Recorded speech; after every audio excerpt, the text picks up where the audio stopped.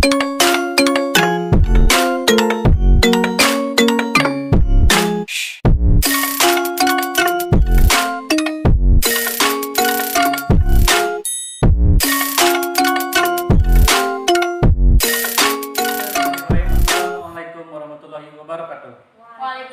warahmatullahi wabarakatuh. Salam bidik misi, salam prestasi. Ya teman-teman sekalian, berjumpa lagi dengan saya Ahmad Baok di episode ke-6 pada kali ini.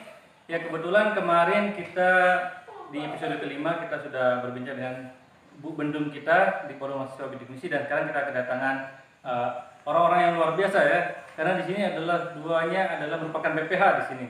Jadi kita kedatangan tamu kita yaitu Kak Titania yang sekarang ini menjabat sebagai sekretaris Departemen Advokasi, dan Kak Epi Satutris yang sekarang menjabat sebagai sekretaris saya di media. Jadi lucu sekali saya mewawancari sekretaris sendiri. Ya teman-teman sekalian, kakak-kakak kita yang ada di samping kanan ini, beliau ini sudah menjuarai lomba yang waktu pandemi kemarin, yaitu lomba kompetisi SANEX Sosiologi and Antropologi National Essay Competition 2020 yang diselenggarakan oleh Universitas Semarang. Nah, tentunya kita ingin mengulas dan mencari tahu sih kok bisa mereka mendapatkan juara dan caranya itu tentang apa sih gitu, hingga mereka itu menjadi juara di sana di kala pandemi ini. Nah, jadi tanpa berpanjang kalam, karena saya tidak banyak gaji juga, jadi kita langsung saja tanyakan. Ya, kepada kakak-kakak sekalian yang cantik jelita, saya ingin menanyakan nih, kita kemarin kan sudah menghimpun nih seperti biasa, ada banyak pertanyaan dari teman-teman anggota forum kan. Nah, kita ingin menanyakan, yang pertama judul karyanya itu apa sih? Mungkin bisa dikasih tahu kepada penonton judul karya yang kakak-kakak angkat kemarin yang menjadi juara. Baik, terima kasih. Judul kita kemarin itu ketika kita mengikuti kompetisi SANEX Sosiologi dan Antropologi Essay National Competition 2020 di Universitas Negeri Semarang, kami mengambil subtema budaya dengan judul BBS Balai Budaya Sasak sebagai solusi pengenalan dan pelestarian budaya Sasak yang telah mengalami degradasi eksistensi di era globalisasi untuk mewujudkan SDGs 2030. Nah, itu dia tadi judulnya itu. Oke, luar biasa ya tentang budaya di kala kita sebagai masyarakat modern yang notabene yang mungkin sudah banyak yang melupakan sejarah ya, karena mata pelajaran sejarah juga tentunya di NTB ini sudah tidak diajarkan lagi sejak kelas 2 SD waktu saya 2007 gitu. Jadi tentang budaya mungkin sudah sangat jarang diberikan pengetahuan kepada anak-anak SD. Nah, kakak-kakak kita pada kesempatan kali ini berhasil mengangkat ide itu sehingga menjadi juara gitu. Nah, itu yang membuat kita penasaran. Ya, mungkin untuk pertanyaan pertama Kak Titania dan Kak Evi, kok bisa sih kalian bisa kepikiran gitu untuk mengangkat ide itu yang tentunya kan kalian berada di atau berasal dari daerah yang berbeda ya. Kak Titania dari Sumbawa tentunya, dan Kak Evi dari Lombok. Tentunya ada budaya yang berbeda. Nah, mungkin kenapa sih kalian mengangkat ide tentang budaya di lomba ini? Silakan Kak Evi. Baik, sebelumnya awalnya sih kami nggak milih budaya, sempat kayak bentrok gitu, ada subtema karena kemarin saya temanya itu tentang pendidikan, namun di sini Titania ininya tentang budaya. Namun setelah kami rundingkan sendiri, ya sudah bagaimana kita padukan keduanya kayak gitu. Jadinya tapi di sini kami mengambil subtema yang budaya, namun berbasis ke pendidikan. Jadi di sana di BBS atau Balai Budaya Sasak itu sendiri mengajarkan tentang bagaimana sih budaya yang ada di Lombok itu sendiri, khususnya budaya Sasak. Oleh karena itu kami mengangkat tema BBS Balai Budaya Sasak itu sendiri. Oke, jadi budaya yang diangkat itu adalah budaya Sasak ya. Iya. Nah, kemudian di sini di judulnya kan bisa kita ambil beberapa poin, yaitu ada sedikit degradasi. Iya. Jadi degradasi budaya di sini ya, mungkin menurut kakak-kakak sekalian, kok bisa kakak-kakak bisa beranggapan nih budaya Sasak itu bisa terdegradasi di kala era globalisasi ini? Ya, baik, terima kasih. Sebelum kita menulis karya itu, kita melakukan survei pencarian data. Nah, setelah kita menentukan tema apa yang kita angkat dalam karya kita itu, kemudian kita berpikir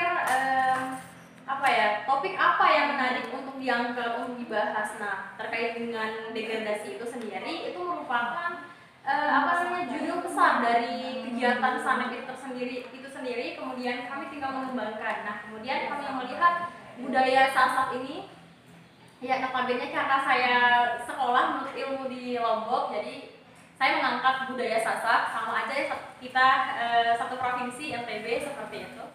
Nah, kemudian degradasi yang terjadi di dalam kehidupan masyarakat Sasak ini terkait dengan budaya lokal itu sendiri sudah sangat mengkhawatirkan. Kenapa? Karena berdasarkan data yang sudah kami dapatkan melalui sumber offline ataupun online di internet itu, beberapa situs online itu yang surveinya itu, maksud saya, mereka menuliskan beberapa jenis seperti tarian, kemudian kesenian Sasak itu sendiri yang sudah punah dan bahkan tidak dikenali oleh masyarakat Sasak itu sendiri, apalagi generasi mudanya. Nah, dengan alasan seperti itu yang melatar belakangi kami untuk menulis sebuah tulisan yang mungkin bisa bermanfaat ke depannya untuk masyarakat Sasak itu sendiri.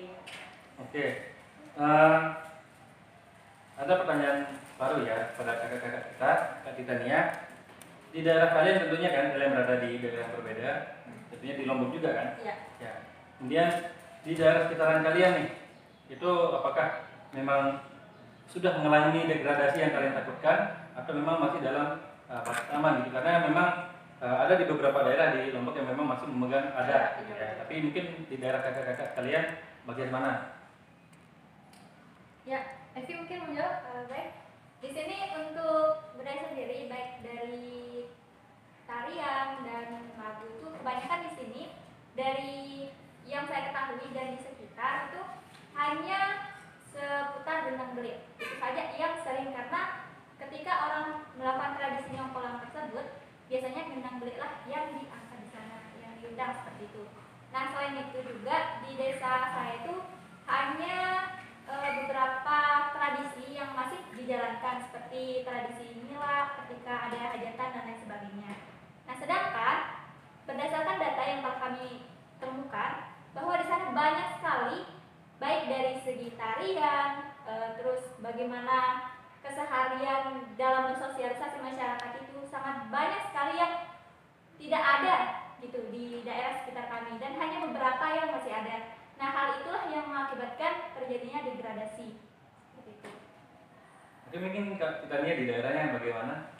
Kalau di daerah saya itu benar adanya di beberapa daerah tertentu itu mereka di masyarakat Sumbawa itu mereka masih memegang erat sekali kebudayaannya. Kemudian di beberapa daerah seperti contohnya di daerah perkotaan memang sudah mulai luntur atau bahkan punah dan tidak ada. Seperti contohnya di daerah saya ada namanya kebudayaan ketika kita mau menikah gitu bahasanya, ada yang istilahnya adalah berodak, di mana nanti mempelai itu akan diluluri terlebih dahulu dengan ramuan, itu bahasanya yang terbuat dari beras. Kemudian di berodak itu mereka dilulurkan dulu terlebih dahulu bedaknya itu ke tubuh sang mempelai, laki-laki dan perempuan, sebelum akadnya gitu.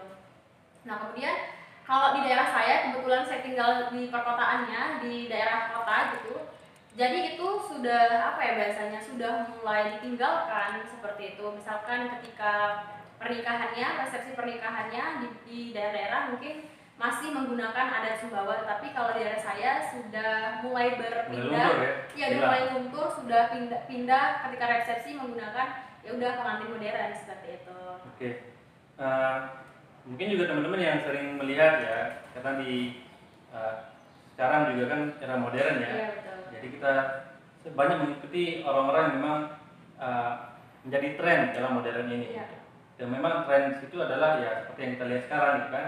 Nah, kemudian menurut kakak-kakak sekalian nih, apa sih faktor yang mendasari adanya degradasi tersebut sehingga kebudayaan kita itu menjadi sepertinya luntur ataupun ya bahkan ya seperti kita takutkan jangan sampai untuk hilang. Iya. Jadi mungkin apa saja faktor yang mungkin teman-teman sudah tuliskan mungkin di tulisannya, ya bisa mungkin dibagikan pada teman-teman yang menonton. Oke, baik. Sesuai dengan judulnya, diakibatkan oleh globalisasi. Di sini poin intinya tuh sebenarnya adalah globalisasi, di mana di era sekarang itu yang di 4.0 yang sekarang akan atau sudah bahkan ke 5.0 itu, di mana globalisasi terjadi besar-besaran, sudah tidak ada hijab, tidak ada pembatas antara satu daerah, satu negara, tak terbatas ruang dan waktu, semua kita bisa menikmati apapun itu kebudayaan orang lain, kemudian orang lain juga menikmati kebudayaan kita. Nah, dikarenakan adanya mungkin bahasanya ekspansi budaya besar-besaran dari budaya lain, di sini kita tidak mendiskriminasikan bahasa begitu budaya-budaya orang lain, tetapi kita juga perlu mengangkat budaya kita sendiri. Seperti contohnya mungkin sekarang sedang maraknya K-pop atau India, ekspansi besar-besaran kebudayaan itu masuk ke Indonesia, di mana generasi muda, khususnya mungkin pemuda atau generasi yang generasi Sasak maksud saya di sini, mereka mungkin lebih cenderung ke kebudayaan tersebut. Jadi sedikit demi sedikit tertinggallah kebudayaan aslinya, sehingga mereka tidak mengenali lagi identitas atau bahkan eksistensi budaya ini di tengah berbagai macam budaya yang masuk ke daerah kita. Oke, jadi derasnya globalisasi ya salah satu faktor yang utama untuk mendasari kenapa kita budaya kita terdegradasi gitu ke bawah. Ya, mungkin saya ingin menanyakan pendapat kakak-kakak sekalian nih. Apakah gadget itu, ya media sosial terutama, itu sangat berpengaruh kepada degradasi yang teman-teman sampaikan di karya teman-teman gitu? Oke. Terkait dengan gadget, ya sangat-sangat berpengaruh, karena bagaimanapun juga semua informasi yang kita dapatkan itu semuanya berasal dari sumber elektronik, salah satunya gadget. Nah, dimana ketika kita menggunakan gadget itu otomatis ada informasi yang kita cari, ada informasi yang kita dapatkan, ada informasi yang kita temukan. Nah, jadi disitulah menurut saya terjadinya kebudayaan atau gap kebudayaan terjadi, dimana ketika yang masuk besar-besaran itu yang booming tentang budaya luar, budaya asing, kemudian budaya kita sendiri tidak ada yang memperhatikan gitu, bahasanya sangat memprihatinkan sekali gitu, dimana budaya kita sendiri itu identity kita, identitas kita gitu. Mungkin itu dari saya, mungkin kayak Vin yang menambahkan. Kalau dari saya sendiri memang gadget itu sangat berpengaruh, namun di sini selain itu juga bagaimana partisipasi dalam pengembangan pembelajaran untuk budaya itu sendiri. Kebanyakan untuk zaman saat ini, padahal ini adalah era globalisasi seperti itu, namun untuk penanaman nilai kebudayaan itu sangat minim sekali di era digital ini. Oleh karena itu, daya tarik dari para generasi muda itu hampir minim sekali, sehingga itu mengakibatkan tidak ada penerus untuk mengembangkan, untuk melestarikan budaya itu sendiri. Oke, nah kemudian nih, kan teman-teman juga merasakan pastinya ya, di kala SD kita juga merasakan sendiri. Mungkin teman-teman yang menonton yang mungkin angkatan 2017 ke atas ya, itu sudah tidak mendapatkan materi pendidikan tentang kebudayaan Sasak tentunya di NTB. Nah, apakah penghapusan mata pelajaran itu di kala SD ya, itu sangat berpengaruh terhadap kelestarian budaya kita, sehingga kan adik-adik kita tidak mengenal yang tadi itu. Apakah dari studi literatur yang teman-teman lakukan, apakah itu memang ada pengaruhnya gitu kebijakan pemerintah kita untuk mencabut mata pelajaran itu? Betul nih. Oke. Menurut saya sangat-sangat berpengaruh. Kenapa? Karena selain dihapuskan mata pelajaran tentang kebudayaan di sekolah dasar itu sangatlah berpengaruh akan pengetahuan atau literasi dari siswa-siswi di sekolah terkait dengan kebudayaan daerah mereka sendiri. Nah, ini sangat sangat mungkin kita berpikir positif saja, mungkin pemerintah memiliki memiliki pertimbangan tersendiri mengapa dihapuskan mata pelajaran budaya itu. Dalam khusus ini budaya Sasak ya Kak? Iya. Salah satu contohnya kita bisa ambil pada zaman ini gitu teman-teman, adalah tentang permainan tradisional untuk anak-anak SD kan, bahasa begitu. Nah, banyak sekali anak-anak SD sekarang, adik-adik SD kita, khususnya di daerah perkotaan, mereka sudah tidak bisa melihat, merasakan, dan bahkan ikut bermain gitu bahasanya dengan permainan tradisionalnya, karena mereka sudah sudah terbumbui gitu otaknya dengan permainan digital yang lebih seru, lebih mengasihkan dan lebih modern, seperti itu pendapat saya. Oke, luar biasa sekali ya. Jadi dari sini kita belajar banyak hal tentunya tentang kebudayaan Sasak yang diangkat oleh kakak-kakak kita di karyanya. Nah, kemudian kita juga penasaran nih Kak, Iya. apa tips dan trik atau solusi yang kakak-kakak tawarkan di karya kakak gitu, tentang degradasi budaya Sasak ini? Ya, mungkin bisa dijawab Kak. Mungkin Kak Evi dulu.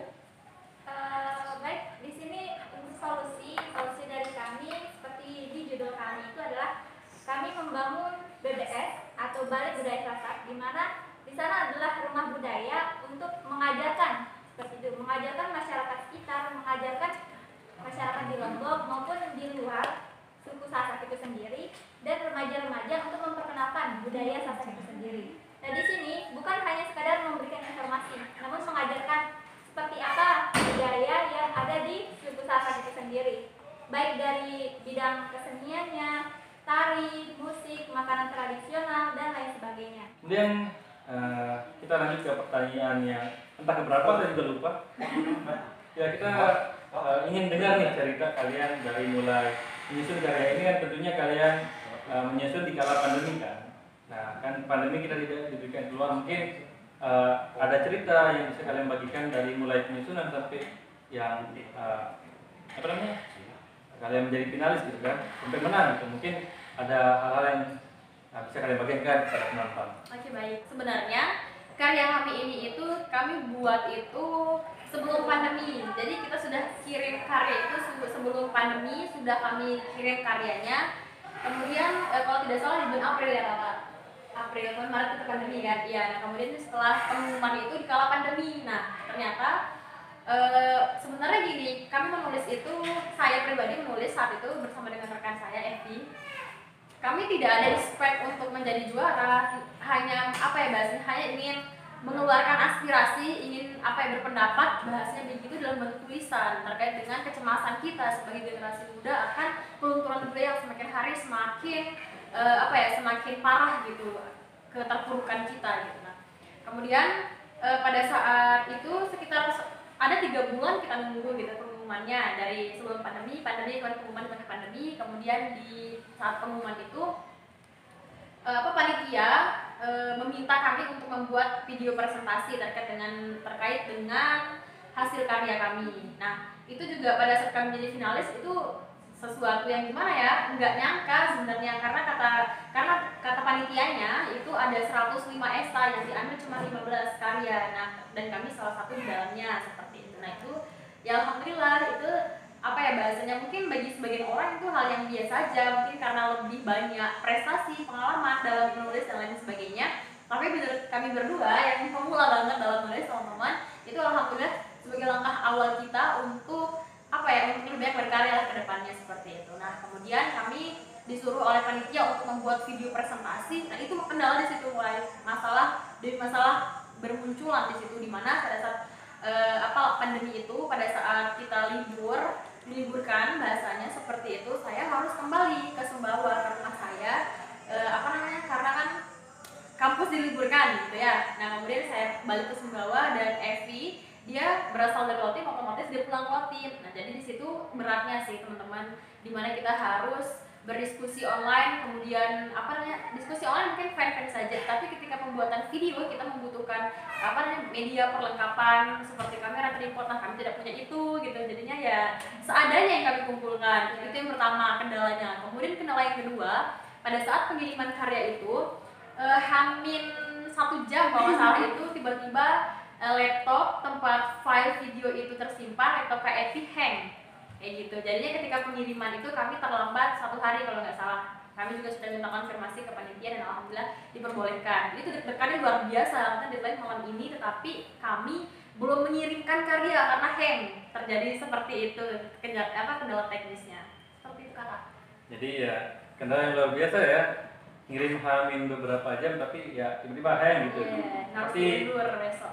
kita mengirim tapi ya hang gitu. Iya, benar-benar. Ya, jadi luar biasa sekali ceritanya di dalam menulis isi ini ya, karya ini.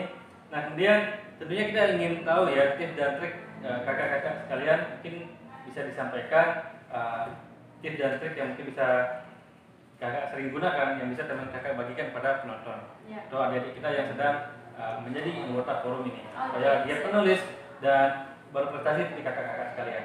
Saya dulu. Baik, kalau dari saya, karena saya memang minim banget di kepenulisan, jadi setahu saya seperti itu ya. Yang kemarin waktu kita pas jadi finalis itu ya, kita berusaha gitu bagaimana melakukan yang terbaik.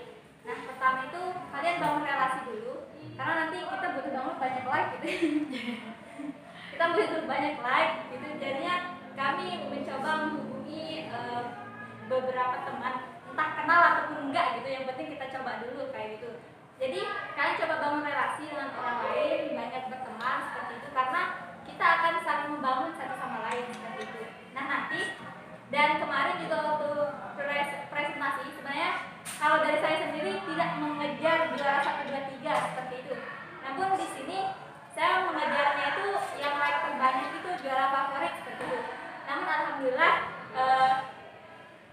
entah itu ya memang itu rezeki dari Allah Subhanahu wa taala, dan alhamdulillah kita dapat meraih juara seperti itu. Dan di sini dari kemarin ada banyak sekali PowerPoint penyampaian orang-orang yang hebat. Namun di sini jurinya itu biasa saja seperti itu. Jadi di sini pertama untuk dari segi ide, dari yang saya ketahui bahwa idenya itu kalau bisa itu yang terbaru. Yang terbaru dan memang tidak ada gitu di lingkungan yang ingin kalian angkat seperti itu. Atau mungkin ide yang pengembangan ide seperti itu. Nah, namun pengembangan ide ini sendiri harus dia sekreatif mungkin. Sebagus apapun PowerPoint kalian, sebagus apapun penyampaian kalian, tapi kalau idenya itu belum dia masuk gitu, dan penyampaian kalian juga belum dapat diterima oleh jurinya, maka itu akan dianggap biasa saja. Itu sih dari saya. Mungkin dari Kak Titani ada tambahan? Di sini kalau saya pribadi tipsnya apa? Yang pertama itu kalau ingin menulis itu kenali dulu kita ingin menulis apa. Misalkan teman ingin menulis di PKM, esai atau KTI gitu. Jadi teman-teman pilih dulu passionnya mau kemana. Misalkan nih untuk pemula menulis esai dulu. Nah sebelum teman-teman menulis esai, mungkin teman bisa membaca beberapa karya atau banyak karya terkait dengan esai gitu, terkait dengan bagaimana sistem penulisannya, kemudian bagaimana cara kita menuangkan pendapatnya, bagaimana cara kita menguatkan latar belakang dari karya-karya teman-teman kita yang lain, khususnya sudah masuk finalis atau juara gitu. Jadi kita membaca, menganalisa, kemudian kita dari banyak membaca itu, banyak kajian literatur, kita secara tidak langsung mendapatkan sebuah ide bahasanya gitu. Apa yang ingin kita tampilkan yang beda dari penelitian sebelumnya. Nah kemudian setelah kita menemukan ide, teman-teman perhalus atau pertegas atau perjelas ide apa yang ingin kita sampaikan, karena yang namanya ide itu abstrak. Jadi bagaimana cara kita sebagai seorang peneliti, seorang penulis itu untuk mengkonkretkan ide itu. Nah setelah itu dia tantangannya di situ teman-teman. Nah kemudian setelah itu teman-teman ketika ikut lomba jangan pikirkan dulu juaranya, tetapi teman-teman belajar dari proses menulis. Proses lomba itu adalah proses pembelajaran untuk lebih baik di lomba selanjutnya gitu. Nah jangan juga insecure, saya baru pertama kali ikut lomba, kemudian lawan-lawan saya ini sudah pro, sudah expert di bidangnya dalam penulisan gitu, kemudian kita merasa rendah diri. Tidak, kita belajar menulis itu sama dengan naik tangga, kita pelan dulu, pelan gitu loh teman-teman. Saya juga masih belajar, saya masih sangat minim dan sangat bodoh bahasa dalam kepenulisan ini ya teman-teman. Jadi seperti itu.